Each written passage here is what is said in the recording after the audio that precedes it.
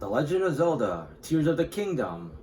Um, this review is gonna have spoilers. The game's been out for quite a while. I'm notoriously very slow with video game reviews. I like to beat the game and do just about everything you can do in the game before I say I'm finished with it.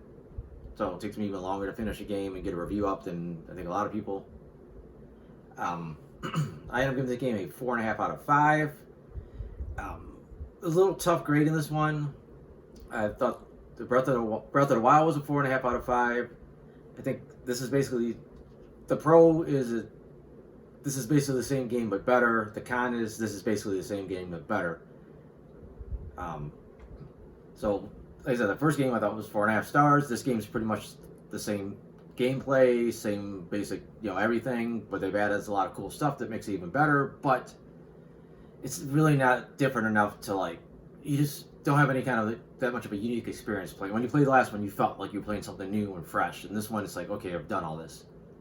I guess if you didn't play the last game, this game would be fantastic because you wouldn't know what to expect necessarily. But after playing the last one, there's a lot of deja vu going this time around. It's even with the story. There were some really cool concepts with the story that would time travel. Kind of remind me a little bit of the Skyward Sword in that sense. And then kind of piecing together what happened to Zelda in the past and how it affects the present, bringing together all these new sages. But again, that's also not too different than Breath of the Wild and really a lot of the other Zelda games. But Breath of the Wild still, there was stuff happened. Years past, Link's got to put together his memories of what happened before, previously.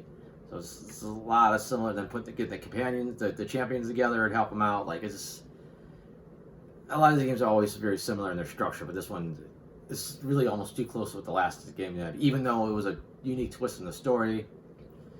I felt like it also kind of retconned the last game a little bit, because in that story, the Calamity Ganon showed up, they defeated them 10,000 years later. They came back, and that's what you got to defeat them in that game. And in this game, Ganondorf was there for the founding of Hyrule, and he's been trapped and imprisoned ever since then. I guess they try to explain it away that the Calamity Ganon is just kind of like an essence of him, which is kind of I don't know. I don't think that's a kind of a weaker explanation. But it also kind of contradicts Skyward Sword and some of the other games, because they're saying Ganondorf was there for the founding of Hyrule, which he shouldn't have been unless you go with the fact that Hyrule must have been possibly destroyed at some point and refounded, but that's kind of irrelevant to the grade of this game, to be honest. It gets it's pretty early on, depending how you relive the memories, figuring out what happened to Zelda.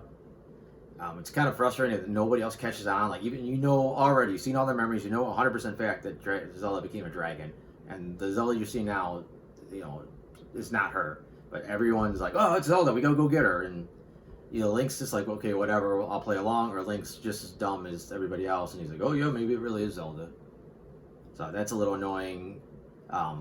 The first time, maybe in the first 2 times you go to get these sages, it feels fresh, but pretty quickly it's okay, we already know how this is going to go. You're hearing a voice, it's a sage from the past, and, we got to unlock all this stuff in the temple, you got to fight the boss, and then you talk to the sage, and it's just so repetitive, and it's almost like Link should just kind of hey guys, this is what's going to happen. When you see the sage, just say, yeah, I want this, the secret stone, let's get on with this. Like I said, it's very similar to the last game. I don't think I could say too much more. You got the nice open world feel to it.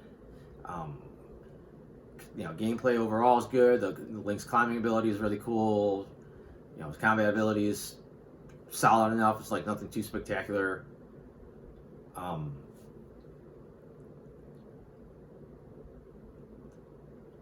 They added, they took away some of the features from the last game. For example, you used to be able to launch yourself in the air with a wind blast, but then it's replaced with one that shoots you forward with a wind blast. So it does have to change your, if you had a certain combat strategy you used in the last game, you're gonna have to tweak that this time around because you got different abilities. But then they got a lot of new stuff. You have the ability to, fuse weapons. You have the ability to construct stuff, which I barely really scratched the surface on it. I mean, there's probably a limitless amount of things you can build with this power, vehicles or objects or whatever. maybe even turn them into weapons. I just didn't bother. When I'm exploring, if I get to a point where I have to abandon a vehicle I made, it despawns after you get a certain distance. So it's like you have to rebuild it again. There is an auto build feature you can use as long as you got the raw material to rebuild it, but it just felt like a pain in the ass. And I was like, I just hardly ever built a vehicle unless I thought I really needed it. Your flying vehicles, after a certain amount of time of using them, like a hot air balloon or the gliders, they disappear. So it just it just felt a little frustrating. I know early on, like the last game, combat's frustrating and it almost makes you not want to explore sometimes because you only got the 3 hearts and a couple good hits from a lot of the enemies will kill you. You got enough room to carry like 1 weapon or 2 weapons, whatever it was, and you usually find really crappy ones to begin with that break right away. So until you start getting your heart container and you start getting expanding your weapons pouches, combat's really frustrating. Unless, like I said, maybe if you just got done playing the last game and you're still an expert at combat, you could probably get through it still. I haven't played the games since I haven't played the last game since it came out, so my combat skills are pretty rusty. Also, this time around, the weapons are weaker than ever. They break, I think, faster than ever. I think you're meant to fuse items to them because that makes them more powerful and last longer. I probably could have did that more in the early phases of the game, before I really caught on. There are better weapons down in the depths. There's a pretty convoluted way to get these. I don't know if I want to go into it. That's plenty of videos online that explain it. That's the other big thing this game added. The whole section below Hyrule called the Depths. That's very similar. It's got the overall landscape's kind of the same, but like where you had a mountain on the surface, you got a crater down in the depths, and vice versa. There's a shrine up on top, then there's a light route down below. The depths are pitch black when you get down there, so you got to activate these routes to be able to see. It's an interesting environment. It looks pretty different, but there's honestly not that much going on down there. I mean, even if you explore besides some mines and a few other odds and ends, you're not going to find that much down there. And there's not that many quests that actually require you to be in the depths. Then you also have the floating islands above there, which again reminds me of the Skyward Sword game. There's really actually, honestly, not that much in the sky as well. I mean, there's stuff you could find that you need, like maps that lead to like treasure down below and this and that. And I think the big frustrating thing about the islands is that they're pretty separated, so you got to find some way to get from point A to point B, whether it's a gliding and you're going to need a lot of endurance or you're going to need some type of vehicle. I think traveling there is a little bit more frustrating than the depths, but then again, the depths also got this gloom covering a lot of stuff. And if you touch it, it damages your hearts. So you're trying to avoid that. So both of them got like obstacles that are kind of annoying. So like, that makes exploring them a little not so fun. I don't think there's actually a ton about the game. Again, it looks almost identical to the last one. I don't know how much time you'd expect to invest in it. Again, you could probably more or less go try to fight Ganon pretty early on, but then you're going to have to fight all the bosses before you fight them, and you're not going to have the sages probably to help you out, I would assume. So your best bet's at least do the sages and then go fight Ganon. But if you want 100% this game, it's ridiculous. There's basically the same amount of stuff you had to do in the last game, but even more. You got more armor this time, I think.